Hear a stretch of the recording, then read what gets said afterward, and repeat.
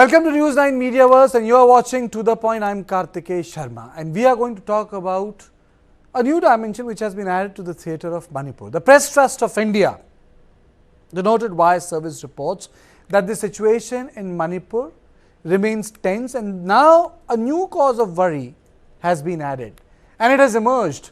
The report says that till now the dormant terror groups in Manipur could be grouping. They could be acting against the Manipur police, they could be acting against the Indian army. This after security officials said that the terrorists belonging to the banned groups like United National Liberation Front and People's Liberation Army of Manipur were part of a mob which fired at an army officer, leaving him severely injured.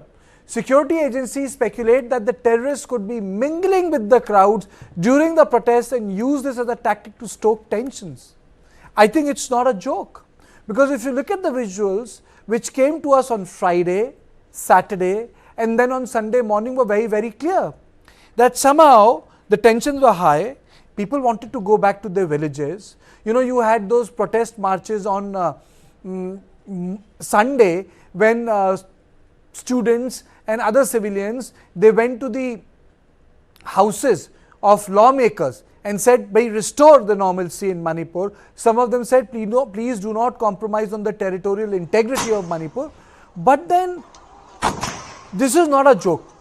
If this is so, then I think it's an important development which has taken place on this issue. I'll be joined by Mr. Doungel, researcher, scholar, National Institute of Education, Planning and Administration. I'll also be joined by Rohan Singh, and I'm also be joining by Hasina, Kharbhih, founder and chairperson of Impulse. Now, before that, let me come to the point and let me ask, a lot of things are happening. Rajkumar Imo Singh is saying that there should be a land reform.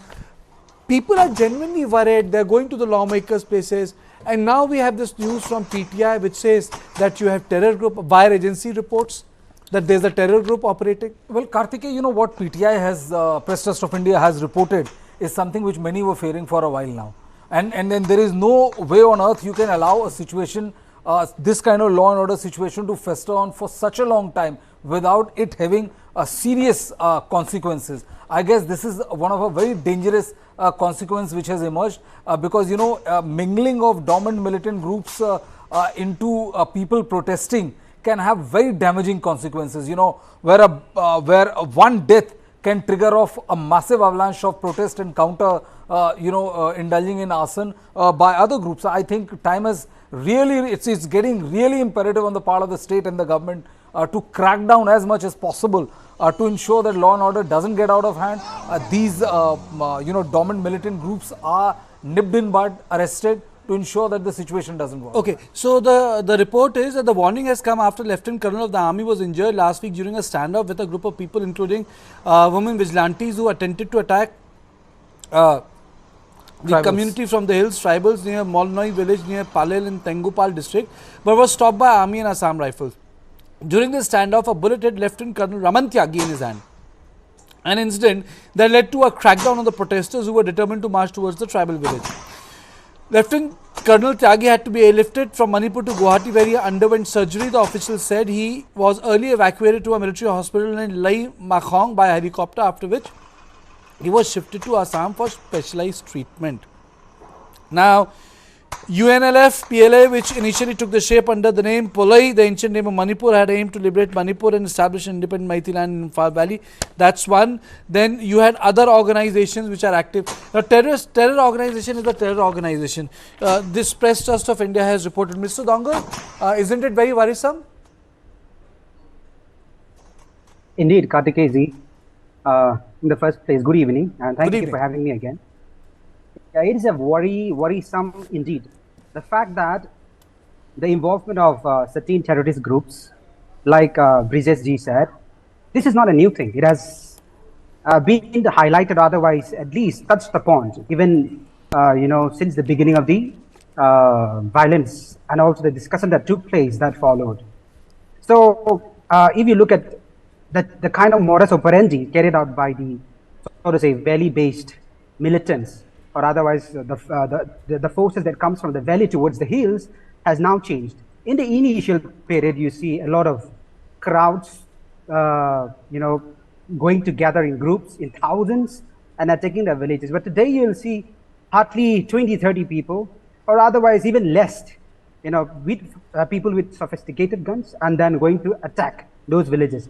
And yesterday, or day before yesterday, the incident that occurred was an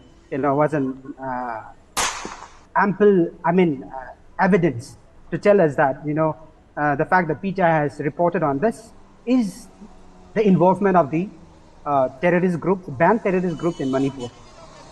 If you look at it, it was very surprising how these people could maneuver and then make their way, circumventing, those areas inhabited by the Kukis, and then make their way through the Naga inhabited areas, and then, come up the hills and then attack the Kuki civilians. In fact, in the initial stage, the army was playing the role of a neutralizer, and they have done their best to make sure that these buffer zones, for that matter, Pallel area remains a peaceful zone. And in fact, Pallel area had been the last hotspot where violence had taken place. Since May, there was no violence reported, and this was because of the role played by the Assam Rifles.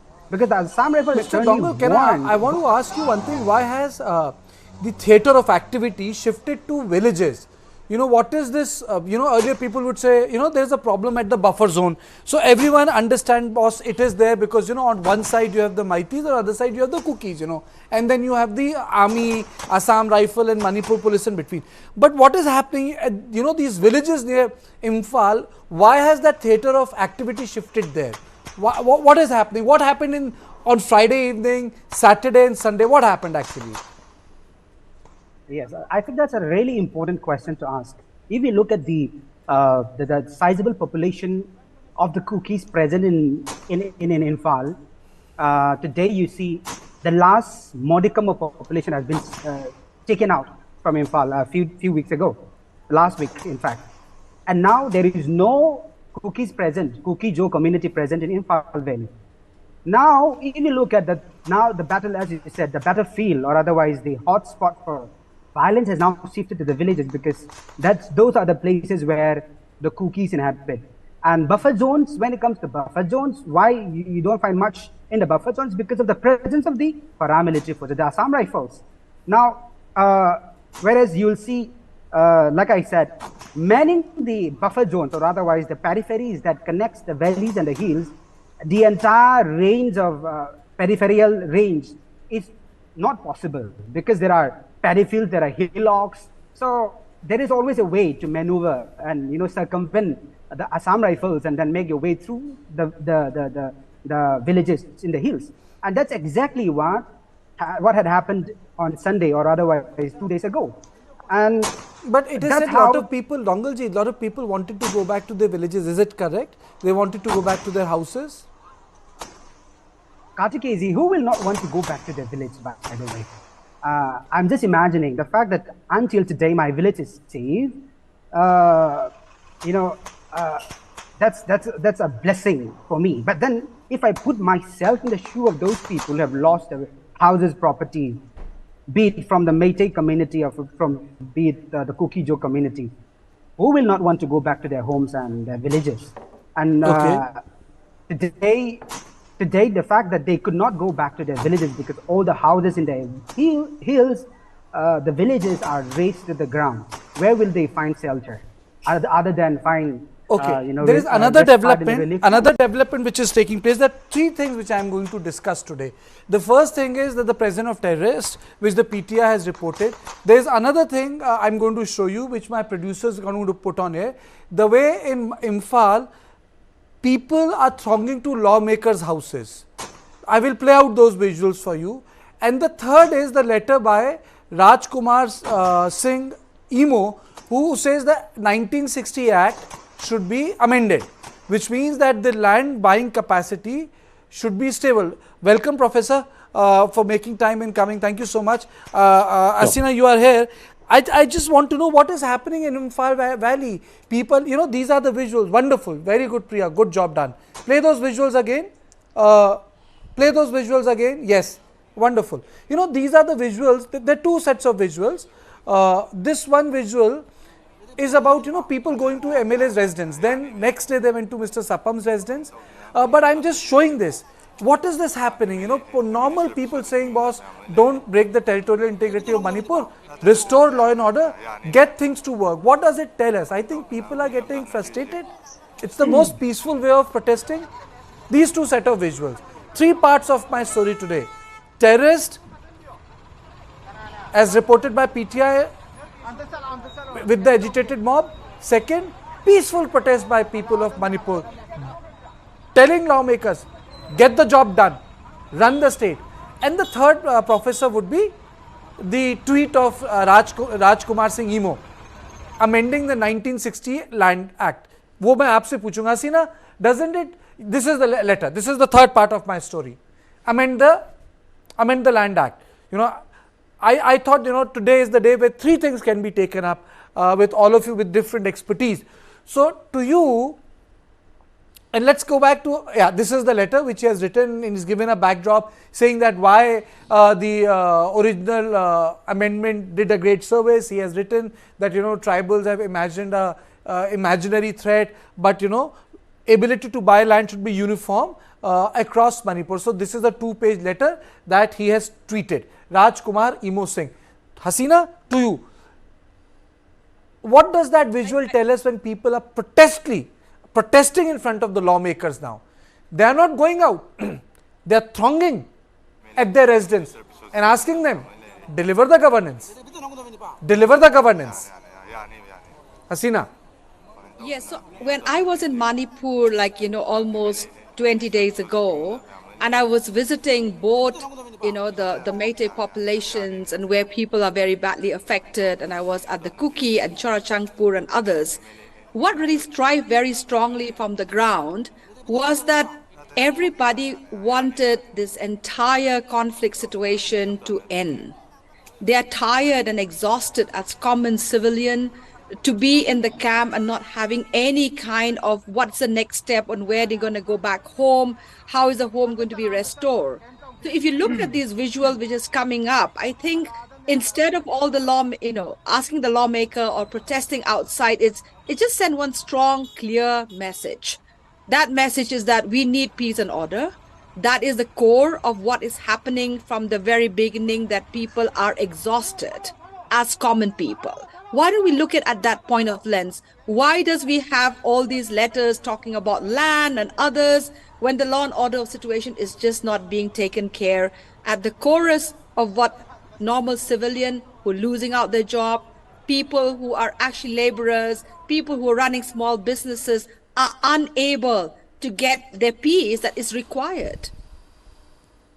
Professor, okay, that's a very good opening statement. Professor, I would like you to respond to that letter, and then I open it up for all the three the pillars of my debate: the land, the people, and the issue of terrorist organization. Do you think that this letter in some way will resolve the issue? Sure. The question is, you see, as Hasina rightly pointed out right now, is the question of restoration of peace and order, of course. But as I have been emphasizing, that peace requires a certain kind of peacemaking efforts. Where are those peacemaking efforts? Pressurizing the legislators is not going to bring peace, because legislators themselves are badly divided. We have heard about one legislator mocking at another, asking him to contest from another state just the day before. So therefore, legislators are divided in community lines, which shouldn't have happened. But the political discourse in Manipur is such that the question of identity politics takes precedence over the question of rights, the question of expansion of livelihood opportunities, questions of development, etc., apparently have been all pushed to the backyard, because a kind of an extreme form of an identity assertion is taking place. And in relation to that, people are positioning themselves as if every mobilization has this end of strengthening one's own side, and it doesn't intend to listen to the pain and the cry of the other side. So there is a certain kind of a closure in this kind of mobilizations. These mobilizations are ethnocentric mobilizations, and ethnocentric mobilizations supported by their respective legislators in terms of a community, in terms of an identity, in terms of clamor of Okay. rights for a certain community, Okay. etc., is not going to help except creating a deeper psychological divide. Okay.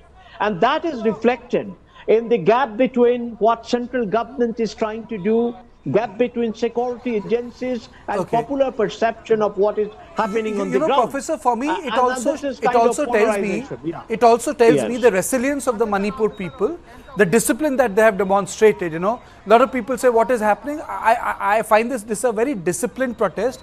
It's a protest which shows resilience. You know, peacefully going to the legislative space and asking them to work. I'm also being told that protests have taken place today. I'll try to play out those visuals for you. Those visuals are very, very interesting, and then we're going to break the news to you.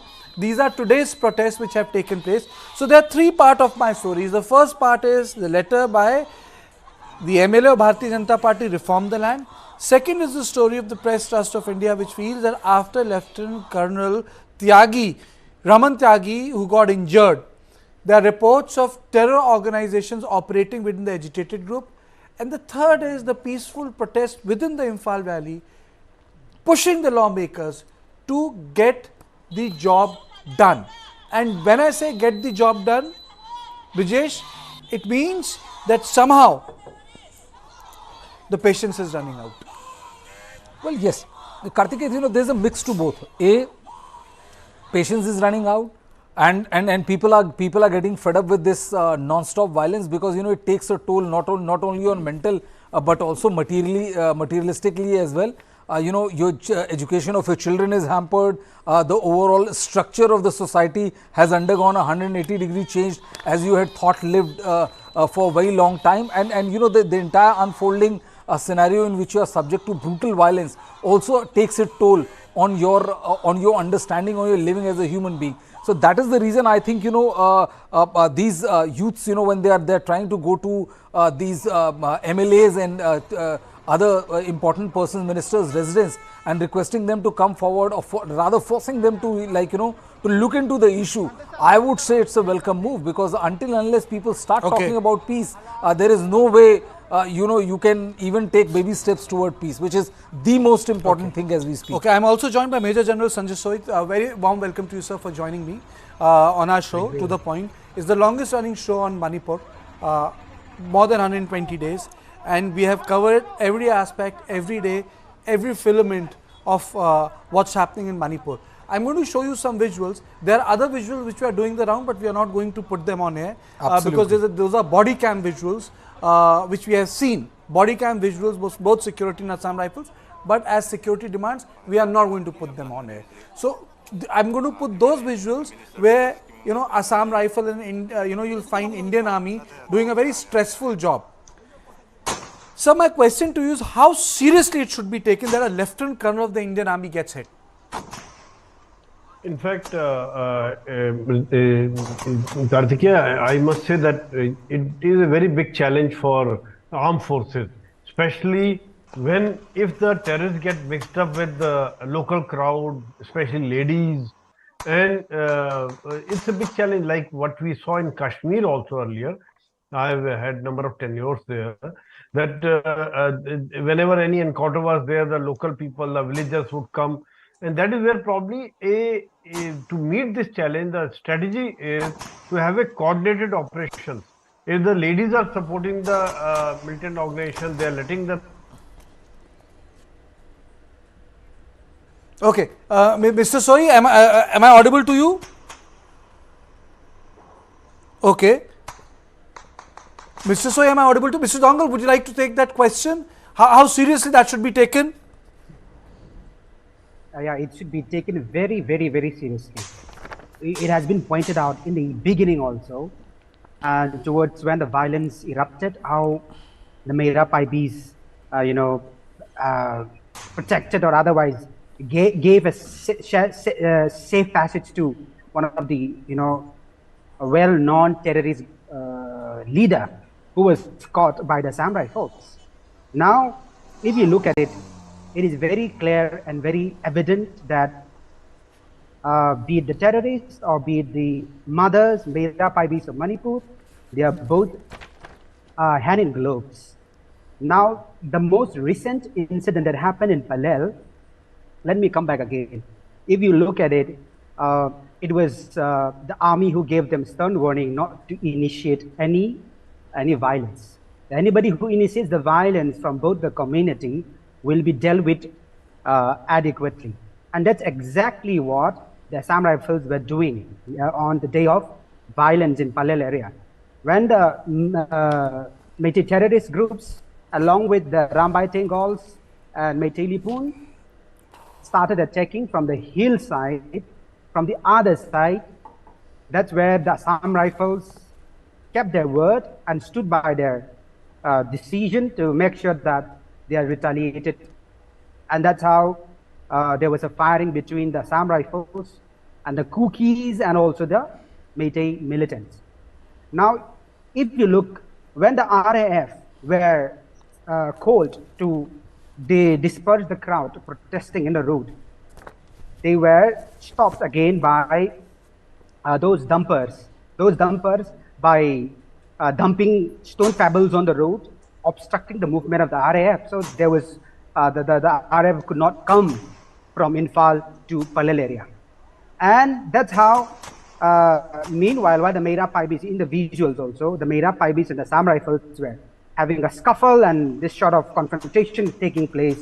On the other side, you have the Meitei militants carrying out the attack just as they wish. And then at the same time, giving them a passage to maneuver inside Palel Bazaar area, and that's how the market was raised to the ground. Mr. Doungel, Major General is back. Just allow me to let him complete this thought. General Saab, you were saying that there is a lot of stress, but the fact is, Lieutenant Colonel Tyagi has been hit.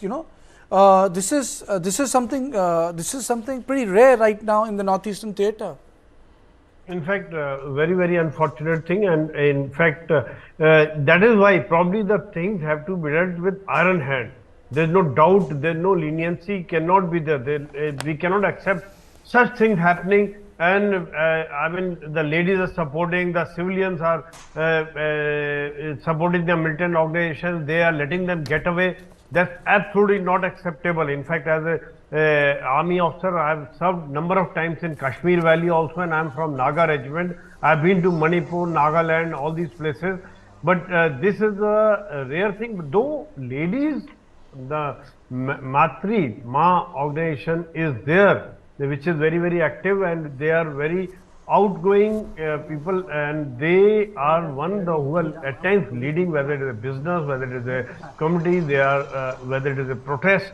Historically, the ladies have been leading the protests, and ladies have been leading the peaceful protests, in fact. But if this kind of thing is not acceptable, that they allow the terrorists to get away, there is a need to have a coordinated operation, to have a Mahila police, to have the local police, to take care of these civilians. But General Saab, how do you flush them out? If you have these terrorists stoking tension, and more than that, the differences between the Indian Army and the Manipur police, as Kartikeya was pointing towards that, we have got visuals we cannot put on air, but those visuals still tell you the reality. Because it's responsibility, it's IT Act, it's being responsible, and it's also national security. It is national security. Because more than anything else, it is national security. Because when you put out body cam visual, you are identifying the officer, you are identifying the operation, their voices are recorded, that's national security. But it's not as if it's not known. It's out there in social media. General Saab.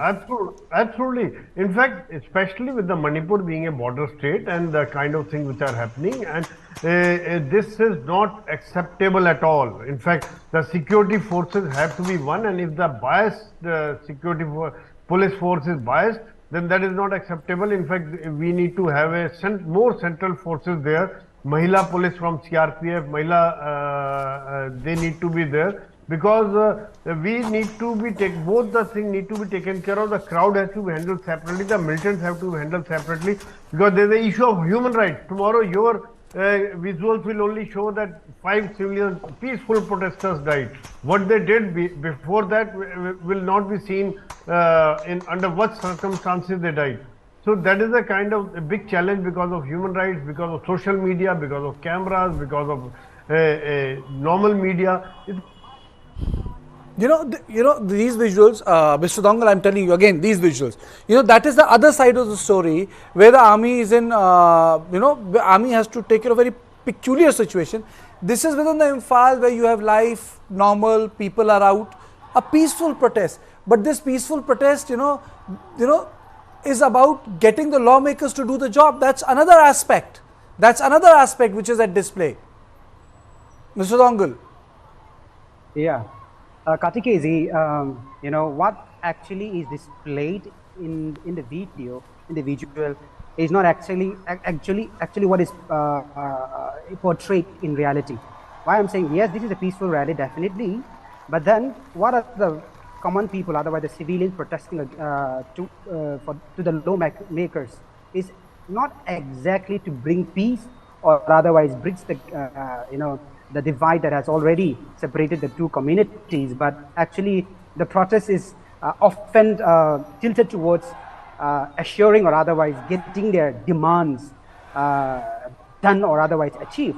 And what is their demand? Their demand is that until today you have seen how the Métis have been protesting against the cookies, narco-terrorists, the so-called narco-terrorists, to flush them out and suspend an abrogation of suit. But I think it's also about, Mr. Doungel, it is also about territorial integrity. People are also very worried that Manipur toot na jaye, which is very wajib. I think it's a very, wajib is a, sorry, it's a Urdu, it's a very genuine feeling for the state to be, that one community feels that the state should not be broken up. It's a very wajib sentiment. It's a genuine sentiment. Manipur is a small state. How long can you keep on just breaking small states out of protest? That also needs to be factored in. Yeah, that's right. I mean, in the first place, nobody is against the territorial integrity of the state. However, if you see, when the people in power and those people who are responsible and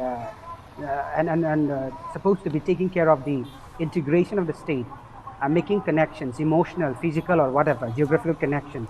Those people who are supposed to act as an adhesive, glue towards these existing differences, when these people are the one, separating us, or be it instrumental in, separating the two communities, what does the mere civilians, the laymen, have to say? And when that, as we have always said, when there is emotional disconnect, all of this disconnect separation has already been done. Although we still want to preserve the integrity of the state for the long run, I'm talking about for the long run and for a permanent peace to settle and to prevail in the region. Separate administration is what the cookies are asking for. And this is not done out of necessity or out of want, but then this is because it has been compelled towards the other community. Fair enough. Let me come back to the two issues which I really wanted to take up. Professor, do you think that the land reform should be done? Because it's written by a lawmaker. Unki chitti hai. It's not something, which is floating around. He's tweeted it. He says amend it, make it into an equal law. Is it feasible? Should it be done? Or can it be done?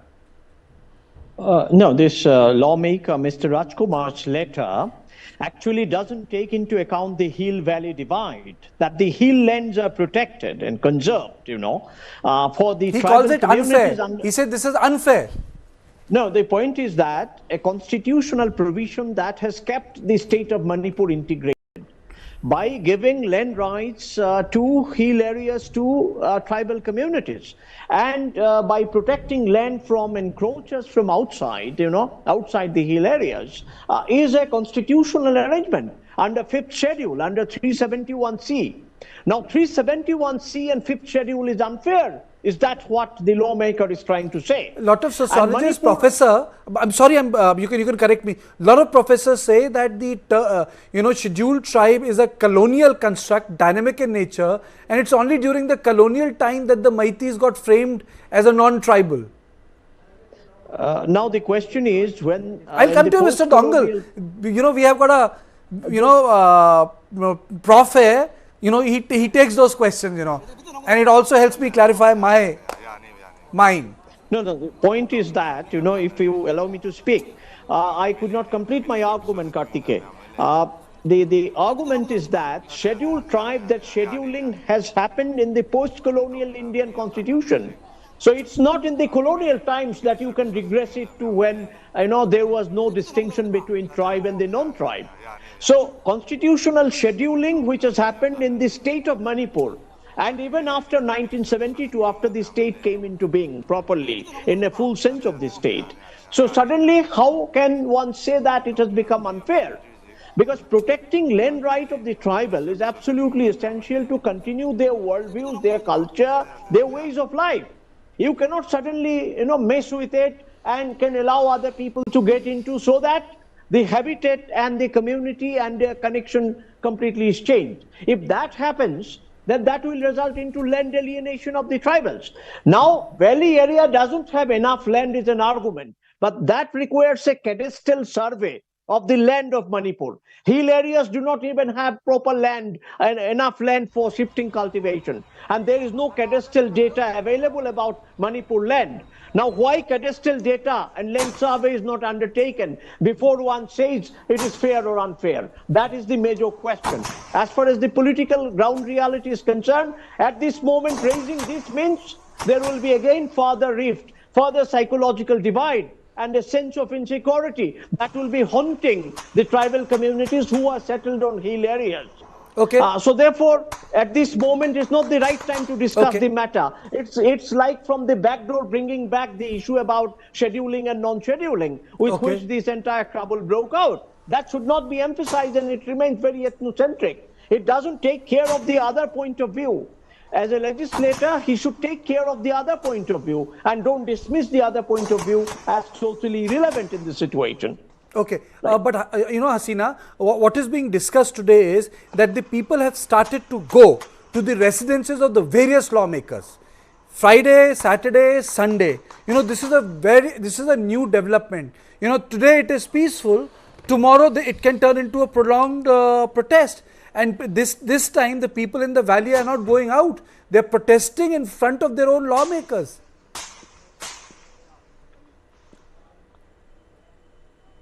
You have to unmute yourself. You have to unmute yourself. I totally agree what the professor has just mentioned just now, because as I have mentioned in all my past shows, in the debate table with you in this main show that you've been doing on Manipur especially, that I had gone down to Manipur to go and check the 300 acre of land where the plantation was done by both the communities in the hills and the plains.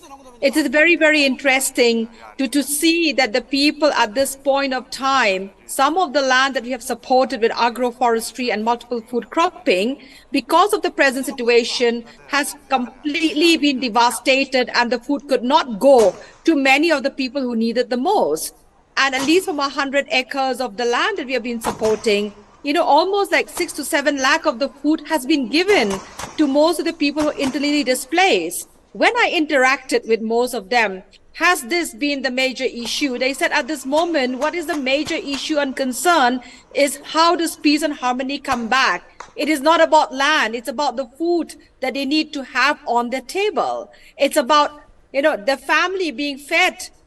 Because when you are farmers or you're doing some plantation, whether you're in the hills or in the plains, what needs to come back is to be able to get the economics that the family is needed. Unless until there's peace and governance that is being taken care, they won't be able to achieve that. That is for the maximum and majority. The second concern, when I went to visit most of the camp, because we couldn't take the relief from Imphal to the hills, basically Churachandpur, because of the situation. When I went to Churachandpur, I had to arrange different relief from the organization. Seeing that in the disparities of all the biggest debate that has going on, all the representative leaders, instead of looking at basic needs of human rights, food, basic needs of security, basic needs of women and girls, basic needs that they need to have the harmonization. And I also would like to state that I am so happy that our state partner, New Life Foundation, and a team They went to Bangladesh with, for the peace reconciliation, where we have arranged the Meitei and the Cookies communities from the civil society to do this entire discussion. What is the way forward? You're saying what is the way forward, Hasina ji? My colleague Brijesh did a discussion last week, and I would like to show those visuals, and people were very upset. The Cookie MLAs went and had a long meeting with Zoram Thanga. I remember Raj Kumar Singh Emo tweeting it out, and I think if I see his tweet properly, let me see if I have his tweet, and in that tweet, Raj Kumar Singh Emo says that people are very angry, instead of having a meeting. Yes, this is the tweet. This is the tweet. He says, these so-called legislators seem to be attending office in another state. Are they serious to bring a peaceful solution in our state? And how long will this be possible? By discussing with another state leader who has a different agenda? I had said earlier, and I want to ask again, did they allow the conflict to take place and other things on the pretext of High Court? We want to, he just goes on to say, but he says that this is the video. Why are they having a meeting with the other chief minister? So obviously, when the and that show was a pretty long show that day. So the people see that you don't come for your session in Imphal and you have this photo, and then Zoram Thanga is sitting here. Obviously, people will feel agitated. The other part will feel agitated. I'm not saying that their sense of agitation is greater, more serious and honest than the other part, but then it is there. It is there. I also want to highlight. I really want to highlight this, that if as civil society can Mr. Doungel answer that? Then you can come in, Hasina ji. Mr. Doungel. Yeah. Yes, definitely. We have seen the Cookie legislators and also civil society leaders went to meet Zoram Thanga ji in Mizoram. And in fact, after the discussion, the report says that it has nothing to do with maintaining, it has nothing to do with the idea of disintegrating the territorial integrity of Manipur. It was only a kind gesture offered, a table that is laid by the Mizoram chief minister, who is the chief minister of Mizoram, and also a kindred tribe of the Kuki Chin Mizo, offering a platform, or otherwise a table, to discuss the problems, the anguish faced by the Kuki Jo community in Manipur. And in fact, if you see, it was only an internal discussion that took place with the chief minister of Mizoram, and nothing like a divisive policy so as to target the other community, or otherwise another hidden agenda to disintegrate the territorial integration of Manipur. Nothing of that sort had taken place while in the discussion. So now, why are they going? One should ask the reason why these people are forced to go. If you look at the relief materials, which is meant for the hill people, those people living in the relief camps and those suffering, you have from the valley moving towards the periphery of the state, is all being banned or otherwise stopped by the Meira Paibis. So no relief materials have ever reached the Kuki Jo community areas in the hill districts. So discussion was based on those areas where through which the Kuki Jo community, those people in the hill district, would receive relief materials, and that they would be able to sustain themselves in this violence. So that's the only thing that had happened while in the discussion. Only the picture, yes, portrayed something else. And the fact that there is already enmity between the two, I think the legislator from the other community may have thought, or otherwise gone beyond the boundary to think that this is a divisive policy played by Point taken. I stopped Hasina ji from speaking. Hasina ji, you can complete your point. Yes, what I'm trying to bring on the table here, if civil society from both the communities are eagerly, and we were part and parcel to support both them to go to Bangladesh and have this, talk about what is the peace processes that they can bring to actually address the communities that are actually needed the most, and how these communities from both can actually bring in fruitful, I would say, importance of what needs to be done at the urgency. If that is possible of both the communities, I don't see any reason why is the leaders of all that initiate that process.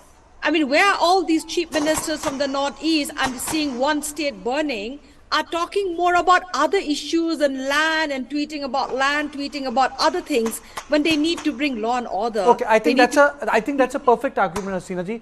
What are they doing? You know, why haven't they proactively participated? General Saab, you wanted to comment? Yeah, in fact, I wanted to say a couple of things. Probably people here in the plains or other places don't understand the dynamics of Northeast. They are totally different. I mean, first of all, if we see the situation is very severe, it's a major security concern, and thanks to you, you are covering it, you are highlighting it. That's a very, very important thing. Because imagine the tribals. I'm from Naga regiment, right? In fact, I would say that this is a spear I may probably display. There's a lot of things in my house. They have a tremendous tribal loyalty.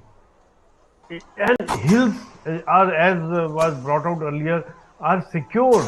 The land laws are totally different. They need to be protected against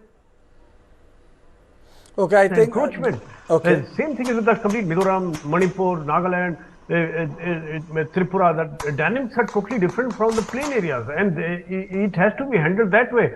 Second thing is, which Hasina ji was also bringing out, and other speakers also, I fully endorse. We need to give them a sense of security, which is missing. The governance has to be equal. Governance has to be, as a government, one has to treat everybody as one. I mean, with a similar rule. You cannot see one section of society is a different stepmotherly treatment. You can't give them stepmotherly treatment. Then they lose trust. Then they start looking left and right. Then it becomes a major security problem, long-term security problem. But General Saab, I would like you to speak on the fact that what is happening in context of the army. ये शायद पहली बार हो रहा है कि army find itself in a very peculiar position where it gets questioned like this. You see, it gets questioned like this within the politics of Manipur. ये पहली बार हो रहा है. Absolutely, because actually army has to do it. For us, the nation comes first. Don't want to get. Absolutely, I agree with you. Nation comes first. Local politics and all, and we got to handle it. And if these kinds of things happen, if more than 4,500 weapons are still out, which have been looted, which have not been recovered, lakhs of ammunition, 6 lakhs plus ammunition is out, which is a dangerous situation for anybody. In fact, we need to I feel it need to be handled with the iron hand, and if the local police is not supporting, they can be sidelined. Let them be sidelined. Let them be told to sit in the barracks, and let the CRPF, armed forces, Assam rifles handle the situation. Though it is a matter of national security, it is not a matter of state. It is a matter of security of each and everybody, whether it is a cookie or Metai. Both are same for me, as far as I am concerned. Both are same. Both are Indians. both dono Bharatiya hai. You cannot have stepmotherly treatment with somebody and then start making laws and rules and stop aids and to reach some people. That is not possible. That is not acceptable. We got to think long term. We got to think because it is a border state. There are dynamics where other people are waiting to jump into to support the estranged elements and create problem, long-term problem for India. General साहब मैं एक सवाल आपसे पूछूंगा, मतलब ये आप मतलब समझ जाएंगे, और मैं जिसे कह सकते हैं कि हिंदी में बोलूं, जो हमारे बंधन होते हैं कानून के, मैं उसके दायरे में सवाल पूछ रहा हूं, ये उसके दायरे में पूछ रहा हूं. तो फौज सामने आती है ना, लोगों के होश ठिकाने आ जाते हैं, डर लगता है. आपको लगता है कि boss the last line has come into operation. यहां ये जो फौज को चैलेंज किया जाता है हर जगह, ये क्यों हो रहा है? Why is this happening? जब कहते हैं ना फौज बाहर आ जाती है तो एकदम 12 बज जाना चाहिए आपका, और तुरंत उनकी बात मानी जानी चाहिए. ये चैलेंज क्यों हो रहे हैं?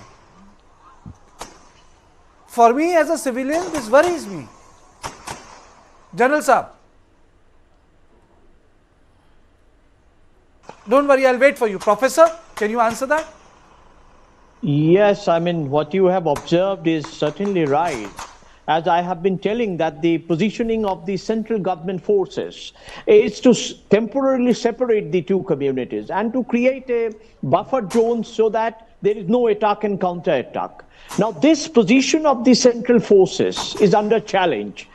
They are under challenge on the pretext that somebody wants to buttress a certain kind of a claim of right, somebody wants to get back a certain territory, somebody wants to secure one's own territory. Now, all this is happening because the communities are in conflict and central forces are operating with extreme restraint. They are not breaking their restraint. Recently, Manipur suggested that Armed Forces Special Power Act be reintroduced in Manipur. Now you see, this is just a suggestion. This is to probably gear up the morale of the army and other central forces. But merely boosting up the morale will not do at this point of time. As Major General was pointing out, that there is a national security angle which is extremely sensitive and one needs to handle it. Okay. But probably in handling it, one cannot just romp over a community. Okay. One has to use certain mediating techniques which must also come from the army. But Professor, and the when you're security talking force. about mediating techniques, there is another issue, Mr. Doungel. The Kuki community is not ready to talk to the Maiti community. That's another deadlock. I have interviewed so many people. When I say बातचीत होगी, so the answer is बातचीत नहीं होगी. Yes, in the first place, the violence has to stop. The violence has to stop. Now, until today, it's almost 5 months now. I have not seen, any violence that comes from the other side, let's say from the valley, being stopped by the Mera Paibis. Or is there any misunderstanding between the Mera Paibis and the state police force? We have never witnessed that sort of incident ever within these 4 to 5 months. The only problem is again with the state forces or otherwise the Assam Rifles, the Mera Paibis or the Assam Rifles, or the mobs, or let's say the militants and the Assam Rifles. And now, any rational human being can observe and conclude saying that the fact that the paramilitary forces, the Assam Rifles, are acting as a buffer zone, now the Kuki seem not to have any confrontation. My question was not, Dongelji, my question was not on Assam Rifle. that's why I'm that we have saying we discussed need ad to nauseam. Issue is that people are not willing to talk to each other. People are not willing to talk to each other. Brijesh, tell me. Well, Kartikeya, see, the problem is that the situation is not that simple. That that you want a peace talk to go on between the two community. So the talk is on, simultaneously there is a war which is going on. There is firing, killing. There is a lot of arson which is taking place. There is a fractured movement, if I may say so, of central forces across the state. So there are layers within layers within layers. Ultimately people have to come to the table to talk. There's no denying the fact. But the reason why, Home Minister Amit Shah said, give me 15 days of peace and I will deliver what I have promised to you. The peace has to return, Kartikeya. And until unless peace return, you will not be in a position to offer any kind of powerful reason for them to come forward to the negotiating table to carry the conversations. For the peace to return, the weapons also needs to come exactly, back. Exactly. That's the reason problem. why you were saying that, that for the first time you are seeing this situation where, the Indian army is kind of seen at the receiving end rather than forcing the perpetrators to be at the receiving end. Kartikeya, I think there is lack of clarity at the command structure. The reason why this is done is that wherever Indian army operates, it operates with the sole unified decision, and there is absolutely no ambiguity about it as to what they have to done and what is the target that is there for to General Sir, a very pertinent point by my friend Brijesh. Very pertinent, and that's why I'm saying it is very, very challenging for armed forces, because when I'm leading a column, when I'm leading a convoy, or I go out for some operation, if there are civilian population, the women population which is there, then if I don't have support of women police or civil police to tackle them, it's a very, very challenging, because if I am there, if I fire, then I fire for effect. I don't fire in the air. That's my order. I fire for effect. I will not fire to kill. I'll fire on the legs, but definitely I fire for effect. That is one point. So in this kind of situation, it becomes very, very challenging, because we consider each one of them as Indian. We don't consider them as foreigners or enemy of the nation. They are sort of misguided. and we are also concerned about the human rights angle. That's why it is a big challenge for armed forces when these kind of things happen, because they are making use of loopholes in the legal framework. They are making use of democracy. They are taking advantage of the human nature of the central armed forces. That's the issue which they have understood, or you can say they are exploiting it. Because if women are there, I mean, if I am there, I'll not kill. Frankly, I'll not kill. Why should I kill? There's unarmed women are. I think the bottom line is what these visuals, General Saab, the bottom line is, if you look at these visuals, put them on here, it just tells us that more needs to be done, more requires to be done. If there is a sense of order in the city where people can do peaceful protest and they can go to lawmakers' office, that sort of order has not been restored outside the city. So, there is an order in the city, but outside it's very, very clear. And the second thing which we will discuss in the coming week is that people want to go back to the villages. And that was something which I witnessed in those videos when people were trying to go back and claim their houses.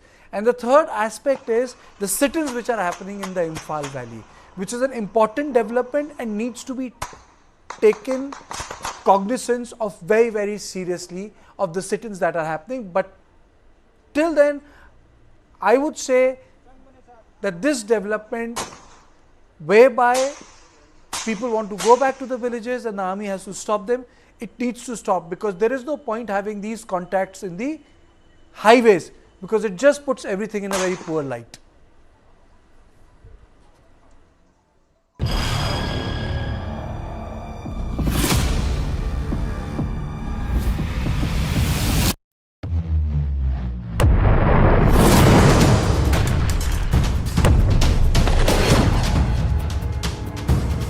He thought he could outlast us. And 1 year later, the evidence is right here in this room. Who will blink first? So far from preventing the expansion of NATO, Russian actions have actually resulted in the expansion of NATO.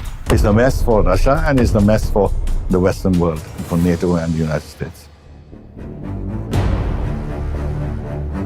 Putin is a dictator, and if he loses, that means the end of his regime, and probably of him personally. So he has to keep going. Year 2.